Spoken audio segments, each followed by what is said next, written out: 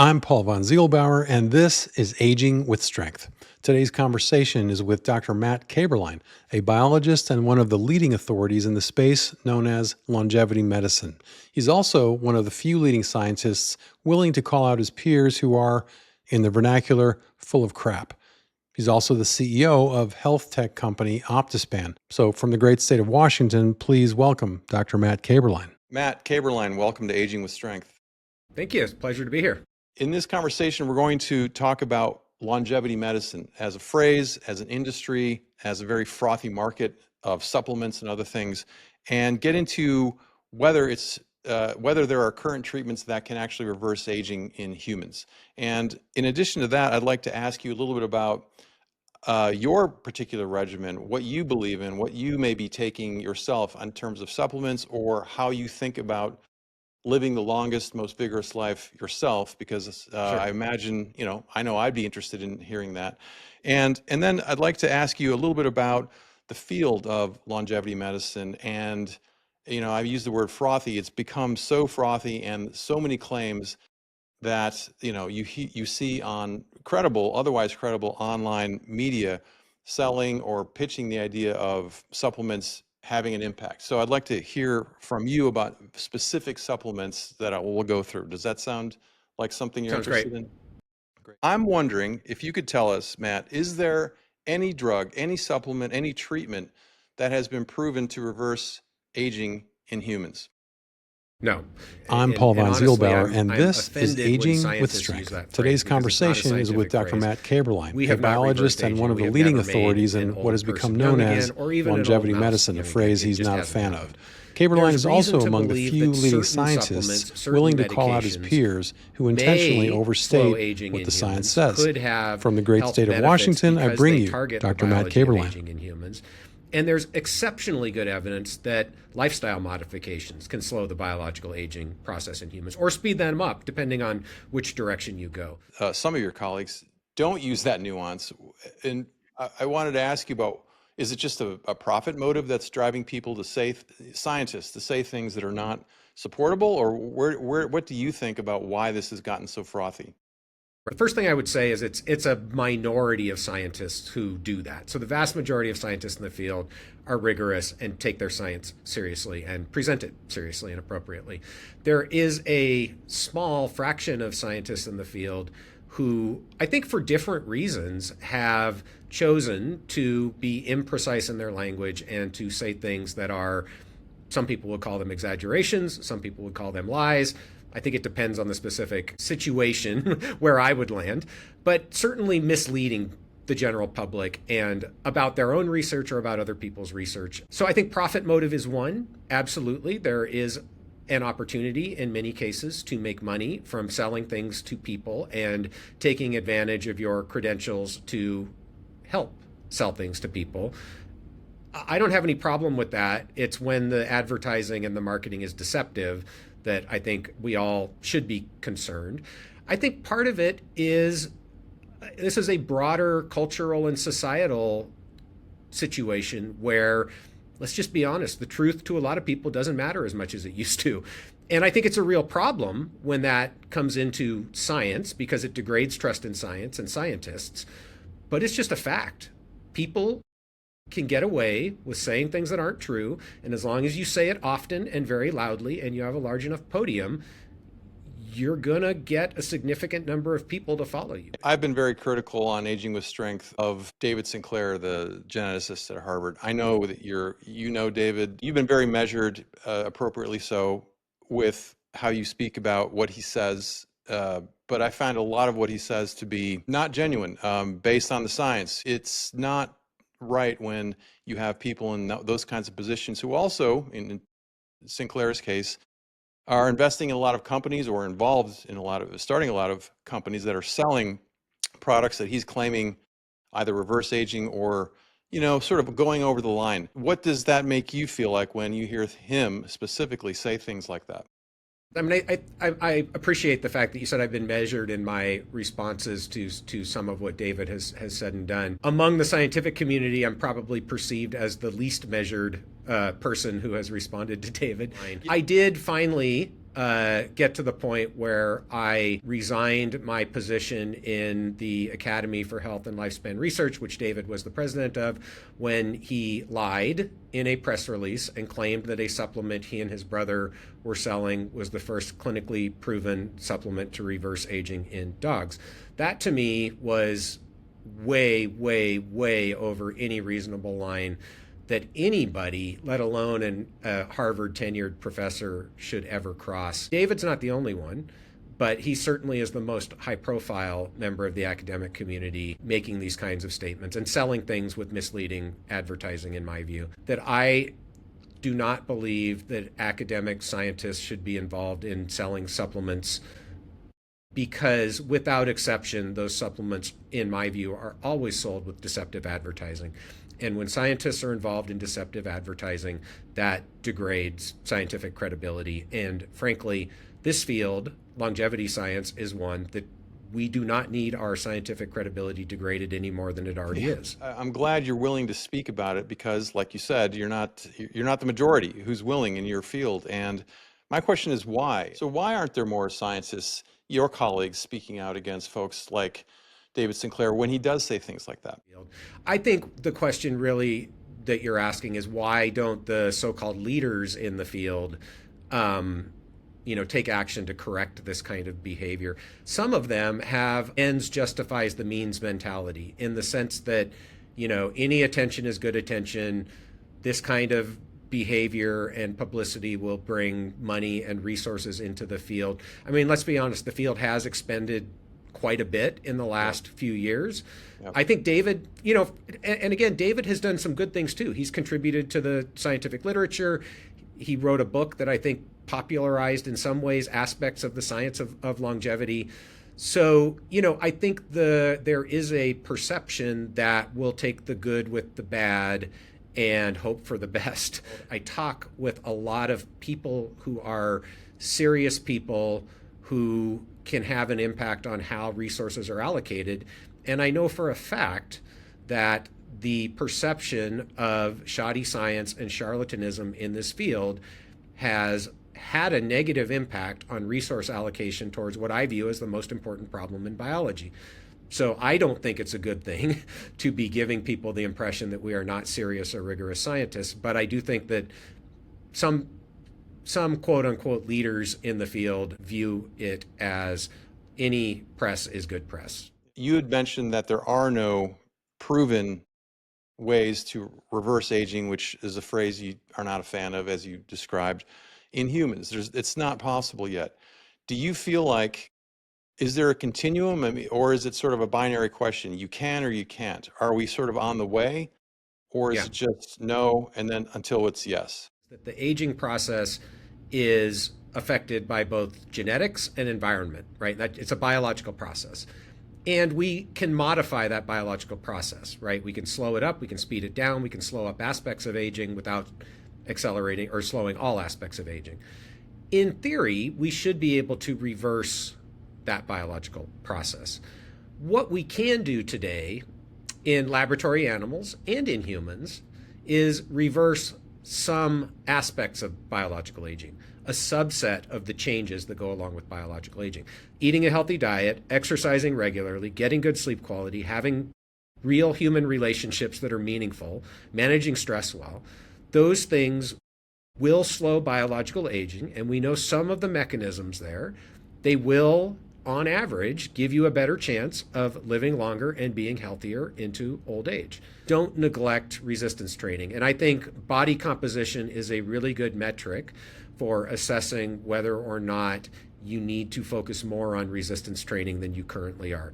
And I think DEXA is a very good tool to assess body composition. And so if can you just describe what a DEXA scan is and how there's Sure. two different kinds and people should? Sure. Yeah. Mhm. Yeah, that's a good point. So DEXA is a low intensity X-ray. For a whole body DEXA, you basically just lay on feels like a flatbed scanner, essentially.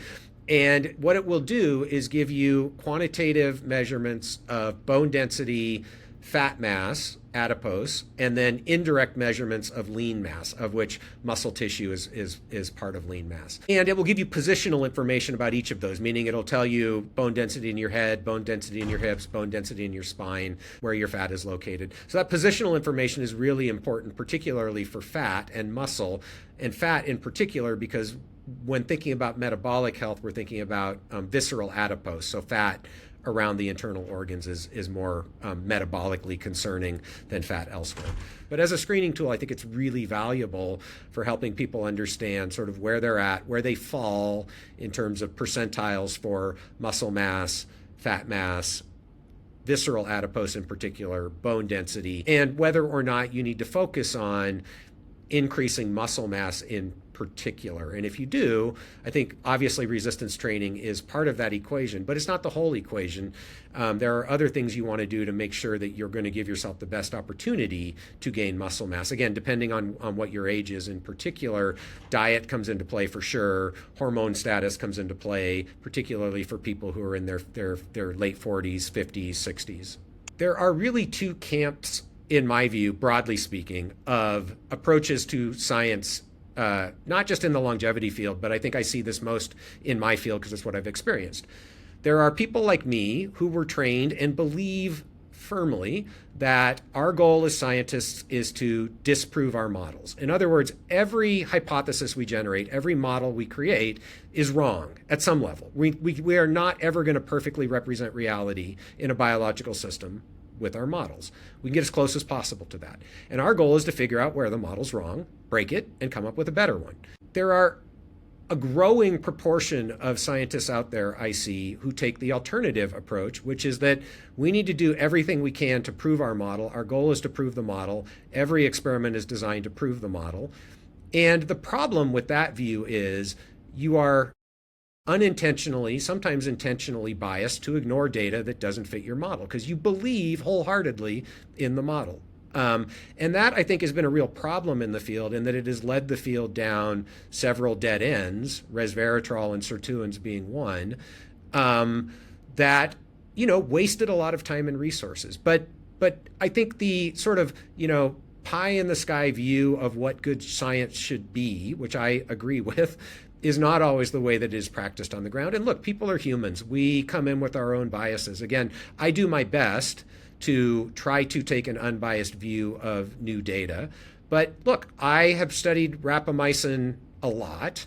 I know a lot about rapamycin, and I'm very wary in my own head of when I see a new result with rapamycin that looks favorable, that I don't overinterpret it, or if I see a result that doesn't look favorable, that I don't dismiss it out of hand. But I could still be wrong. I could still have an unintentional bias because, I really want it to be true that rapamycin slows aging in people.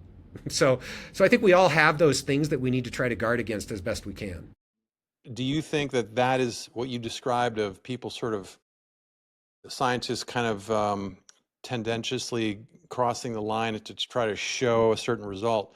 Did that happen in the NAD plus area with both Yeah. David Sinclair and, the guy who was, you said, your mentor, Lenny Garante at MIT? In the early days, I think there was definitely some disagreements in interpretation. So I don't really question any of the data around NAD biology and longevity from the times, at least, that I was there and involved in it. But certainly I think there were misinterpretations, and some of it goes back to this sort of difference in perspective around, are we trying to disprove the model or prove the model? But I think people were very enthusiastic about a particular model related to NAD and sirtuins and caloric restriction, that they ignored data that didn't fit that model, some of which Brian Kennedy and I were involved in generating and publishing, that presented an alternative model.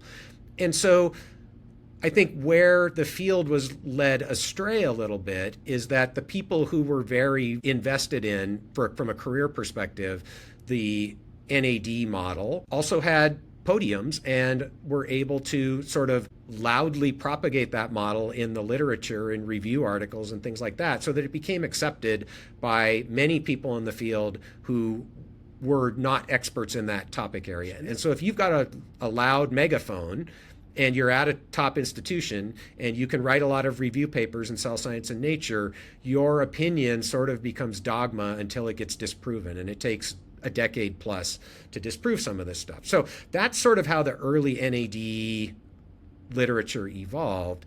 The only other thing I'll say about the NAD literature is, it's really interesting. There's a lot of smoke there. There's a lot of reasons to believe that NAD is important for age-related processes and aging biology.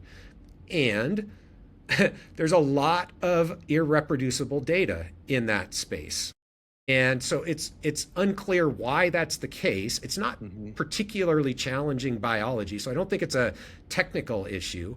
But there's a lot of things that have been published around NAD precursors and aging that has not been reproducible. And so, we're sort of left at this point where I'm still on the fence. I hate to say it. I said it 10 years ago. I'm on the fence about NAD precursors and longevity. I'm still on the fence because I don't know what to believe.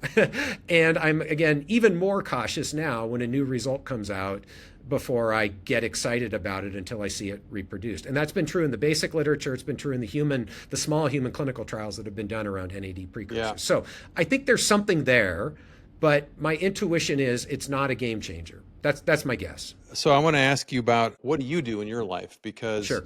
do you take supplements? If so, what are they? If you have a longevity pyramid of your own, or whatever shape, or that you want to use as a paradigm, circle. Matt, talk to us about what you do physically, how you think about your eating habits, what you do or don't eat or focus on, and then your sleep, and then like I said, those supplements. Is that okay?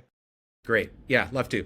So the first thing I'll say is I have made a huge improvement in my health in the last 5 years. I think about health span through the lens of 4 pillars. So you named 3 of them. So eat, move, sleep, connect. Active words, that's what we like to use here at OptiSpan. So lots of whole foods, lots of vegetables, avoid added sugars, and avoid, as much as you can, highly processed foods, especially highly processed foods that have added sugars.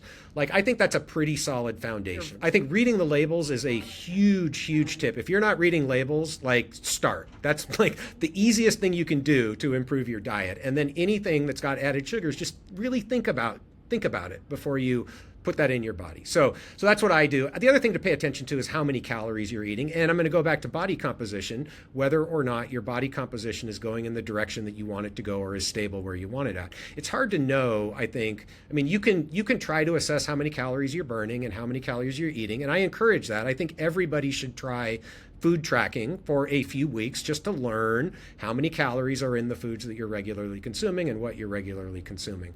But I think on many days I eat within a 12-hour window, but it's not intentional. It's mostly just, the way that I found that works for me in terms of my morning routine. I usually get up at 4:30 in the morning on weekdays. I'll spend about half an hour, have a couple cups of coffee, go through my email, do 45 minutes of zone 2, take a shower, get in the car, go to work, and then I'll eat something when I get to work. So it's usually 7 a.m. or so before I eat anything in the morning, which is still pretty early. And then I usually don't, then we have dinner pretty early in the evening, usually 5:30, and maybe I'll have some yogurt after dinner, but it's usually not much later than 7 p.m. Can I just ask you about, I don't know, 10 different supplements and just get your kind of rapid fire thoughts on them? Sure. But before we do that, I don't want to neglect Connect, because I think especially for men in our demographic, this is one that we often overlook. So, I think just recognize that having high quality human relationships, friendships, spouse, family, whatever it is, definitely has an impact on your health as you get older. And this is now crystal clear. So I think men in particular, we need to be intentional about building and maintaining relationships as we get older. And I'll just leave it at that. Well, you know what? I'm glad you mentioned that, because my thought was, geez, I only have 8 minutes left with Matt. I want to get through these things. And I was looking at the word connect here. I'm like, that's such a can of worms. How are we going to, but you're rightly so. You mentioned it. So now that you mentioned it, let me just ask for 1 minute. How do you do it?